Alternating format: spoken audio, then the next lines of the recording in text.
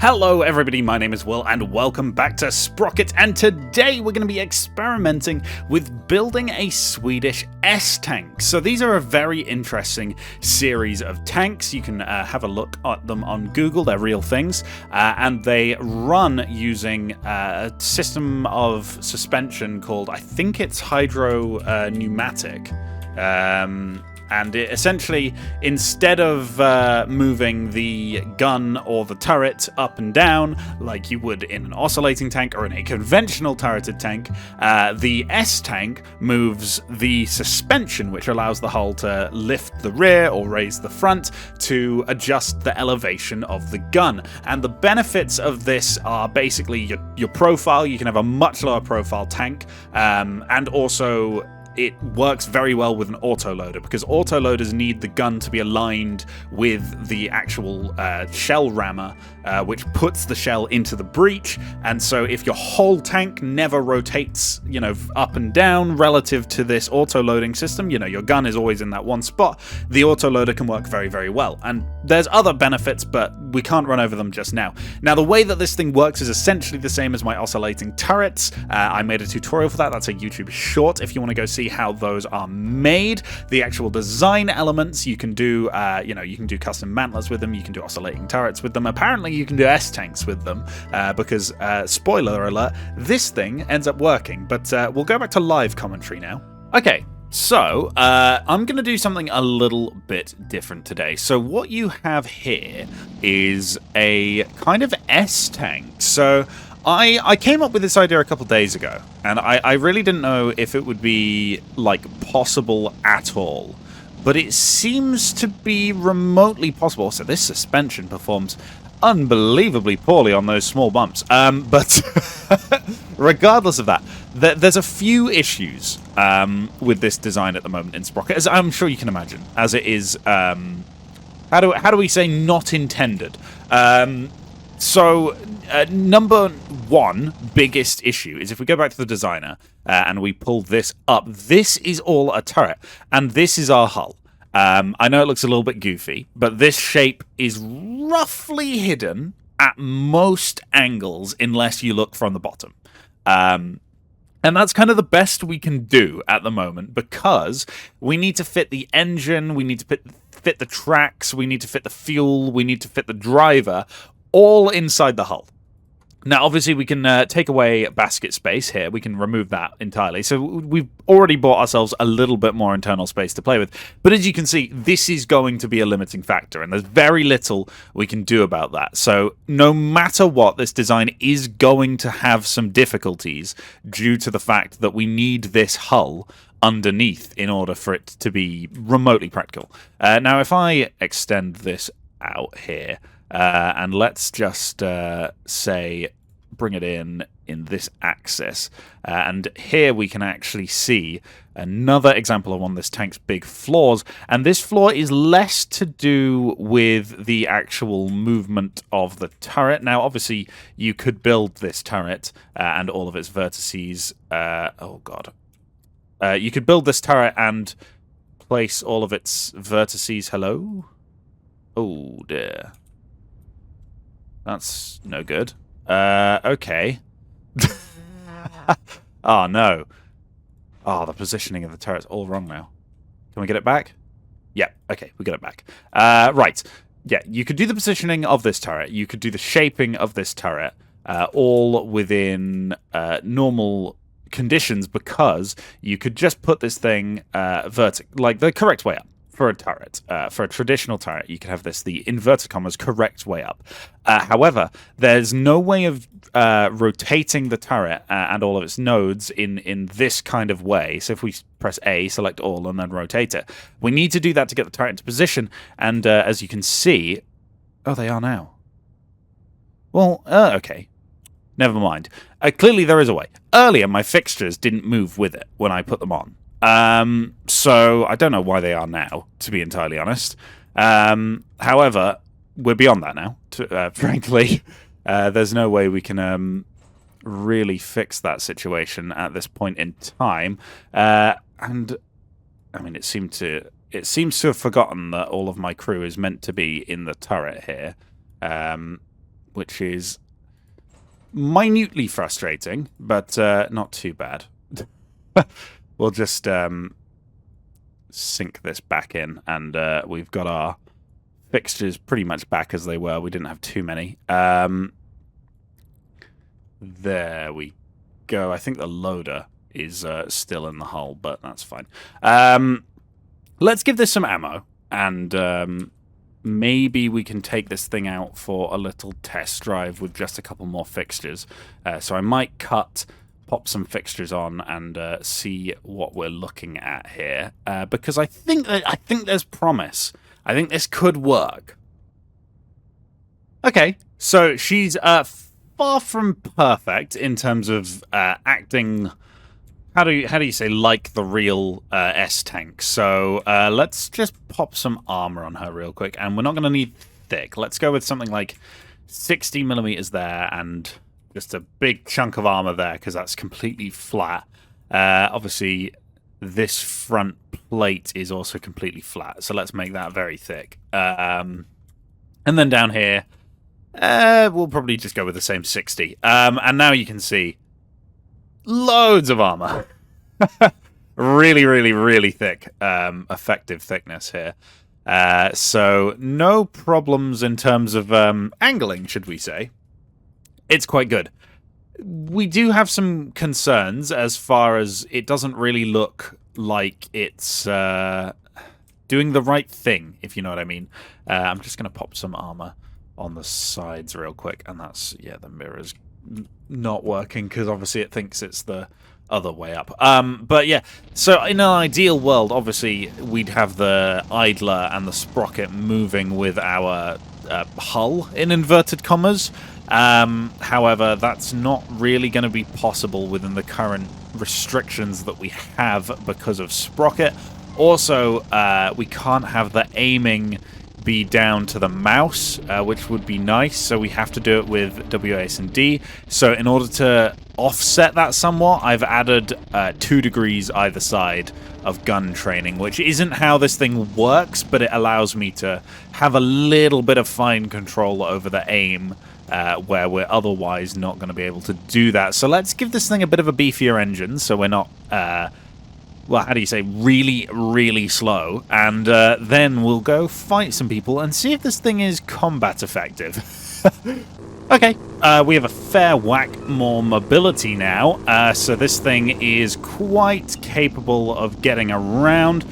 We did remove twin transmission in favor of clutch braking just for the internal space in the hull, so the stationary turn time may be a little bit worse, but frankly, I tend to find clutch braking works pretty well in this game, so we should be fine. Let's see what we can do with this. It is a little bit weird, but hopefully it'll be quite effective, to be honest. And of course, after I say that, the game realizes that the loader is actually in the turret and not in the hull, and so we can have an even more powerful engine. So we're even quicker now. So yeah, we're very mobile. That's definitely going to be something we can use to our advantage here. This is so ridiculous to look at. It's definitely not the prettiest tank I've ever made, but it gets the point across, I think. Now, we really don't want to get hit on our lower plate here, because that's not very thick at all. However, look at this gun. It's a really, really nice 120mm gun. And the armor is very, very thick just because of the angling. Like, you know, we only have 60mm of armor on here. And if I'm not mistaken, this is functioning completely. This is fully functioning. This is actually working. We are aiming using what is essentially our hull. It could be a little bit quicker, but honestly, I'm really quite impressed with it. My allies have died. Presumably they were just showing the face, the rear face of the tank to the enemy, or just being dumb and driving up to them and letting themselves get flanked. However, look at this! No chance they're getting through. Come on, rotate the right way. That's a King Tiger there. Now, we only have 5 degrees of actual gun depression as a result of how far we can move this hull.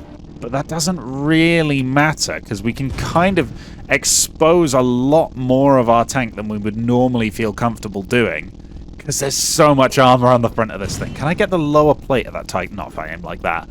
Come on. Okay, there's another one back. Ooh, okay, he's got me. He's got me. I'm wondering, he must have hit the lower plate, surely. You'd think. Oh no, he's gone through there. Oh, that's interesting. I think that's the only shot that hasn't hit extra armor. So how thick actually is that, effectively? If you hit here, that's very thick. I think he could go through at this kind of an angle. That's odd. That is very odd. Huh. Okay. Right. We're not indestructible. is something we need to consider here. We're definitely not indestructible. Maybe I could get away with adding a little bit more in the way of depression and elevation. Maybe we go 7 degrees? Is that too ridiculous?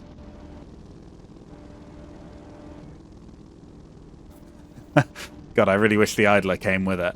I don't think that's too ridiculous. I think we can get away with 7 degrees. So let's give this a shot.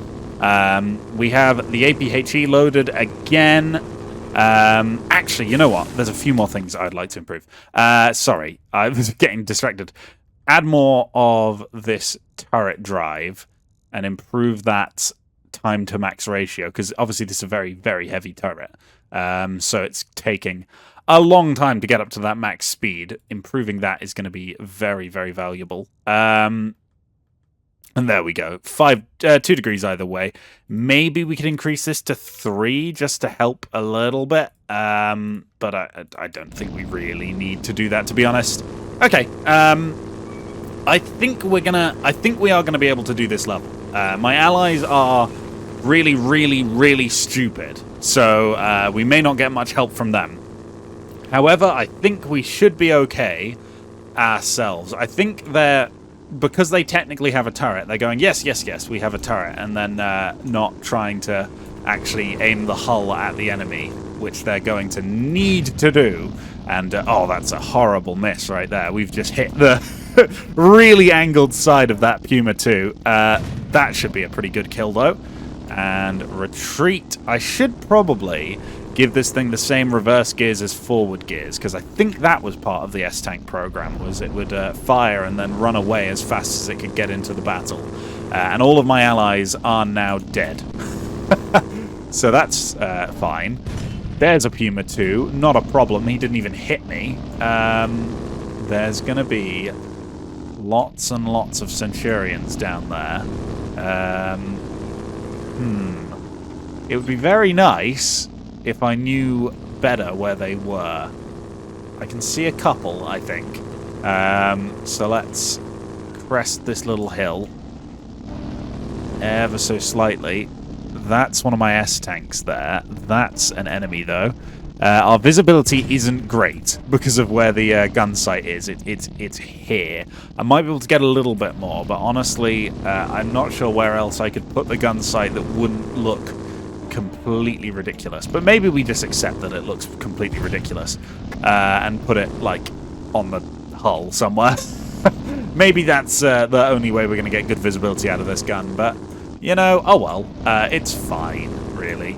It's not too bad. We can at least see where we're aiming, which hasn't always been the case with my tanks. Oh, goodness. There's still 2. I'm wondering if they're in that one spot. That's a good sign. Hang on. That's an enemy right there. Let's not give them the side of my tank.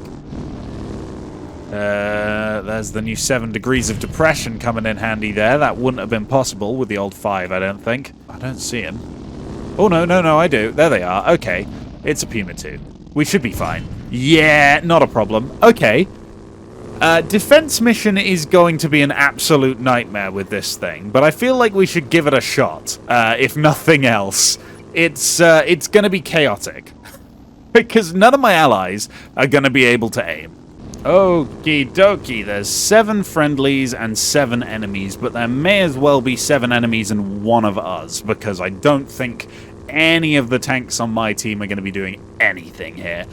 So we're going to have to do a lot of work. I'll be surprised if any of my allies kill anything, to be honest. Now, there's a couple of enemies super far on the right, and I am very worried about getting blasted from the left while I aim at them. Oh, we've got that bug where it's very bright in the scope. Oh, no! That is an awful, awful bounce to get. We've managed to save ourselves there from being shot in the side. Let's... No! Oh, my God. Hang on. What's happened? Come on, gun. Let's do this. Yeah, okay, that's better. That's better start. Let's have more of that and less of the original shot. Come on. That is a lawmaker, no problem there. We can probably clear up this side fairly easily, to be honest. It's the other side that I'm really worried is going to cross the border here. However, I can't really show these guys the back of my tank right now. There goes a lawmaker. Can we reload and get that Puma and then get round to kill the 2 on the other side of the map? Not if we do that. We don't have time. We've tracked him. We're going to have to turn around, though. There is no other option here. That's very, very bright there. There is one of them. No, no, we've missed. Oh, that's a bad thing to miss right there. And a bounce off the top. This is a disaster. It's very bright. It's incredibly bright. No. Oh, I had 2 chances to kill him there, and I fluffed both. Okay, here we go again. Still 7 enemies. The right-hand side, forever my curse in this game. I just have no luck with it. Yeah. Well, I say luck. It's definitely a skill issue. But, you know, I'll put it down to luck. It's fine. Okay, let's deal with the one dead ahead first. It's a salamander this time. Those are pretty nippy. There is one on the right that we might be able to kill just really quickly. Yep, not a problem there. Are there any more on the right? I don't see any. There's 5 enemies. Oh, I can see all of them. Oh, fantastic. They're all on this one side, so we can keep frontal armor facing all of them from this point until either we lose or we win. Now, we're going to have to deal with furthest away ones first, which isn't ideal, but they're the ones who are furthest forward, closest to the border. And now these 2 closest ones are the problem. Are they lawmakers? They are. We didn't have any problem killing them last time. We're going to have problems if I miss. Let's deal with you, because you're on the run. Oh, no, no, no, no, no. Come on. Stop, stop, stop. In the name of the law. Get it, because he's a lawmaker. Engine. Good shout. That's gone through and killed him fully somehow. Okay. You over there, you need to stop as well. And now we've just got this guy in the hole. You're not going to go through my frontal armor unless you're very lucky. Oh, yeah. Okay. S-Tank is OP. The angling is a little bit too much for the enemy to do anything about.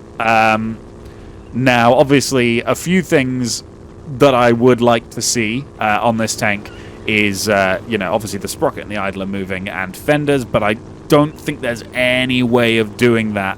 I mean, you could do the fenders, I suppose, but the sprocket and the idler are always going to be static. That's not something we can actually adjust with this with the game as it stands at the moment. So if any of you want to take this idea and run with it, please post in the Sprocket Designs channel of my Discord any experiments you get done using this kind of half-arsed method for getting an S-Tank, because I'm very interested to see if any of you can find a better way of getting this tank to work. Perhaps you have more ideas on how to make it look more like it's actually moving with the suspension rather than rotating the hull up and down, which is definitely what this kind of looks like at the moment. But yeah, if you do have any ideas, I'd love to see them. So join the Discord in the description below, post in the Sprocket Designs channel what you've got, and I will be putting these blueprints if you want to play around and have a look with how this is done in a little bit more of a fine approach. You can download this from the Tank Repository channel and have a play around, maybe just modify this to look how you would have designed this tank. But yeah, if you've enjoyed this little experimental video, this may have been a little bit shorter than the others, but I mean, it speaks for itself, really, doesn't it? But I really hope you've enjoyed, and if you have, please leave a like, comment, or subscribe to the channel. I think I'll also be making a short with this tank in it, so if you see that pop up, feel free to give that a watch and give the channel a little bit of a boost, because we just hit 8,000 subscribers, and I want a gun for 10k. I want a gun for 10k. If we can do 10k, honestly, life goals. Life goals right there. Anyway, yeah. This has been a very long outro. Goodbye. And as always, a huge thank you to this channel's patrons: Cody N, Nicholas K, Just a Casual T62M1, Gunmaster929, Zeit Wolverine, Rivera, Tree Loving Mango, CamJam135, Sad Cat, DJ Pete, Yoki003, Caligo Drake, and Rule Stalls Bokken. Thank you so much